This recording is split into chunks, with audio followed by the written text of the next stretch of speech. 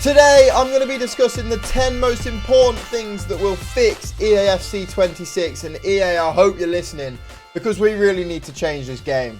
I've been playing this game for years. I love football and I love video games, but somehow this year EA have managed to combine something that I really didn't enjoy. So here's how I'd fix it. Let's kick it off with the obvious, and that's better gameplay. I don't just mean tiny little tweaks, I mean give us football. What we've been playing this year isn't football. It's run down the line and hug your CDM simulator. Do you think back to FIFA 16, FIFA 17, FIFA 18? Were they perfect? No, but they were fun. I've never seen anyone pull off an El Tornado and stick it in the top corner from 30 yards. But you know, I'd much rather concede a goal like that than have 15 or 20 opponents run down the line, square it across, and not being able to stop it. Please EA, give us multiple ways of winning in Ultimate Team. Give us options, give us variety, and give us fun. Next up, we really need to slow this power curve down because it's completely ruining the game. At the start of Team of the Season this year, packing a 93 rated blue was the same as packing an 84 rated gold. In previous FIFAs, even during Team of the Season, you could still upgrade your team. This year, absolutely no chance. Back in the day, hitting a blue card had you running around the room screaming. Now it doesn't, because there's only 3 or 4 cards that are actually going to get into your team and improve it. And the chances of hitting one of those, well mate, you've got more chance of your celebrity crush DMing you on Instagram than hitting one of those big cards that is actually going to improve your team. The point is, when there's nothing to grind for, the game becomes boring, and we play this game for fun. Now there is a way that EA can slow down the power curve, but we'll get onto that in a bit. This one really gets me. EA, we need more tradable packs, please. We know you love your money, you're EA after all, but the market is dead, man. Prices are so low, it's basically impossible to make coins unless you sell your soul or sell everything in your bank account. With how the game's going and needing to spend hundreds of thousands of coins on Evos every week or hundreds of thousands of coins on a season pass every month, there has to be a way that we can make coins without spending FIFA points. The direction that EA are going is pretty obvious. They're trying to make users poor, so the only way that they can feel like they can enjoy the game is to spend FIFA points and spend their own money, and that it shouldn't be that way. There's got to be a balance. Let us earn something through the game. Number 4, now remember when I said earlier that there was an easy way to slow down the power curve? Well, this is it. We need less promos. I know people's attention spans these days are on the floor, and if there's not a new multicolored card coming out every week, people aren't going to play. But in the words of Roy Hodgson, let's not take the piss here. During FC25, there's been 66 promo teams. You heard that right, 66 different promo teams released onto the game. And I mean, Team of the Weeks are included in that, but when you release a new promo team, it pushes the power curve up ever so slightly. And if you're releasing a team every week, 66 different teams, the power curve just goes up incrementally over time. It goes so quick. Can you remember back in the day when Team of the Week was the weekly promo? Everyone would look forward to a Wednesday and see which Team of the Weeks would come out. And if you packed a black card, it would go right into your team. Now, what are Team of the Weeks good for? You know, Team of the Weeks are literally fillers now. There's no point in even having them. Some of the new promos are cool. I'll give EA that. Winter Wildcards, Foot Birthdays, Future Stars, stuff like that. But FC Pro Live, Globetrotters, Ultimate Succession, like, what even is an Ultimate Succession promo? You know what I mean? Come on, EA. Let's keep it to a respectable number. Remember, when you give us less, it means so much more. Number 5 is sort of away from Ultimate Team, but it's something that we speak on every year, and it's pro clubs. You've got to do something better with pro clubs. Do you understand the game mode that you have on your hands? Girth and Turf got Wayne Rooney playing pro clubs, for God's sake. Like, this is how good the game mode can be if you actually put some work into it. It feels like the guy that invented pro clubs has like messed with the CEO's wife or something, because it literally every year just gets ignored. And I don't mean like new cosmetics and like a bandana that's yellow and black that you can put around your forehead. I mean actual upgrades. Let me reel some off to you. I'll give you some easy ones, EA. Have real players in your team. Could you imagine how sick that would be? Linking up with like Neymar and Pedri in the midfield, and Tammy Bojangles can pass it to Neymar, who can then pass it across to your mate who can score who's up front. It's like, imagine that. Imagine how sick that like a little bit of realism in it would be. Even more customization. Remember that KSI video from back in the day with Gujon Daniel where they woke the parents up laughing, creating the Pro Clubs character? Imagine how fun it would be if you had even more customization. You could do even different things like, I don't know, make one arm bigger than the other, or so. Just fun little tweaks like that that's not going to actually impact it in game, but makes you have a laugh. There's unlimited things they can do with Pro Clubs, and the way that gaming is going and the online nature of gaming and having fun and playing with your mates, I think Pro Clubs is the game mode that EA should focus on. Look at that new game Rematch and look at how that's taken off. That's just a glorified Pro Clubs. If you think about it, it's playing with your mates on the same team.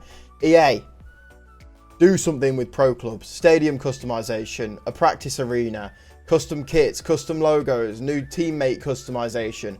Could you imagine if like you walked out with a team of 11 players, if you don't give us real players, walk out with a team of 11 players with all like a nose pointing to the sky and a chin that's on the floor. Can you imagine how funny that would be? Like, it's unlimited what you could do. Number 6, we're going to go back to Ultimate Team. And I think it's just too much of a grind.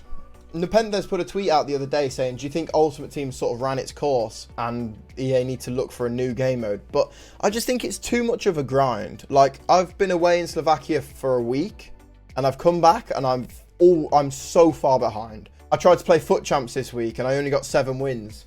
And I'd been away for a week and my team was so far behind everyone else's that I couldn't really compete. Gaming shouldn't feel like a chore. I don't think I've played a game where it's felt as much as a chore as playing Ultimate Team has. It feels like I finish my 9 to 5 and then I hop on Ultimate Team and I have to do a 5 till 8 stint on Ultimate Team just to get by, just to do all the objectives, just to unlock this one player. It shouldn't be like that. We want to grind, of course we do, and we want to grind enough, but you've got to get the balance right, and it's just not been right at all this year. Number 7 is actually on career mode. We haven't touched career mode yet because I don't really play it that much, but we need to start tracking stats in career mode. Like, how hard can this be? YouTubers are literally making spreadsheets on their PCs to track the stats of players.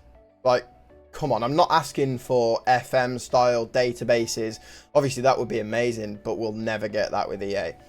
But just a little bit, you know. If I'm scouting a striker and I want to see how many goals he scored last season for a club in a different league, there's actually no way I can do that. I want to have a look at a player and be like, okay, he scored 10 goals, 10 goals 3 years ago, 20 goals 2 years ago, 25 goals 1 year ago. Now he's coming into his prime, and I can't do that on career mode. It should be so simple, and it would be such a big addition for me that I can't believe they haven't put it in, and that's probably the main thing that I'd want to see in career mode. Number 8, we're going to throw it back to Ultimate Team, and that's making lower rated players usable again. If you think back to the old FIFAs, what do you remember? What's the one thing you remember about FIFA 15? Or FIFA 16, or FIFA 17. It was that cheap beast that you could use for 4 or 5 months of the game and would keep you beating players, you know? I'm not talking about super OP players that break the game. Like that Ryan Kent a few years ago drove me crazy. But everyone thinks of Ryan Kent, and that's the nostalgia value that people get from playing FIFA. They go, oh, Ryan Kent's playing today. Remember him on FIFA, whatever FIFA it was. And it's like, that is the point of the game that EA need to tap into. I still think back, the best player I've ever used on a FIFA is that non-rare, was he 76 or something? It was that non-rare Eder from Portugal, from Braga. He was the best. He was the best player I've ever used on any FIFA ever. And now he's probably not, but nostalgia value, every time I think back to him, he is the best. And we just don't have that anymore. Everyone's got a 96 or a 97 or a 98 rated. And yeah, I get there's a rating system for a reason. Ratings should have some implication. Again, this goes back to slowing down the power curve. But they're all professional footballers. You should be able to still use them and win. If you go into Ultimate Team now and use not even an 84 rated gold, if you use a 93 rated card now, when everyone else has got 96s, they feel unusable, and it shouldn't be like that because they're professional footballers.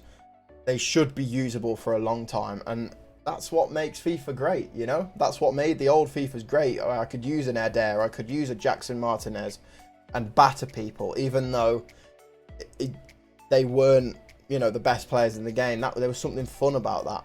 Number 9 is pretty simple. Better player SBCs.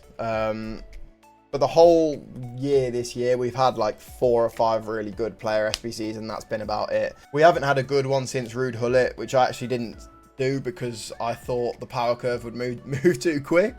So I got egg on my face there, but we need better player SBCs. It feels like the people that do the content at EA don't actually play the game, or don't actually watch football, or don't actually know what we want. That Ruud Gullit SBC was class, but give us more like that. Remember a few years ago, you think back to the flashback David Luiz or the flashback Ibrahimovic, that content was class, and it was something that we could grind towards, and it was something that we could aim for. Player SBCs now, like, who have they released recently? Baresi, 96. You can pull a 98 rated card. Everyone's got a team full of 98 rated cards, yet they're releasing 96 rated SBCs. What's the point? And then finally, it still baffles me how we can load into 5 different games and it feels like you're playing a different version of FIFA every single time.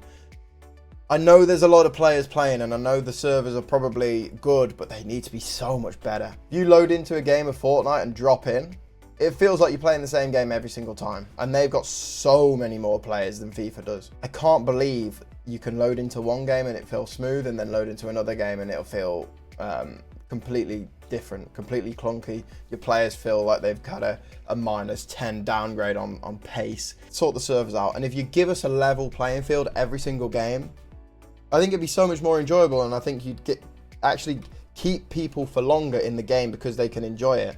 When you have a good game of FIFA, that's one of the most fun experiences you'll ever witness in gaming.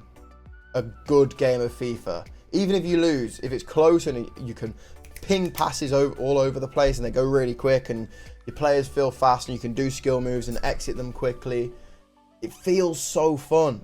And then you load into the next game and you press A, it takes 2 seconds longer in delay to pass it, and then the pass isn't hit at the right power and it gets intercepted, and you want to tear your hair out.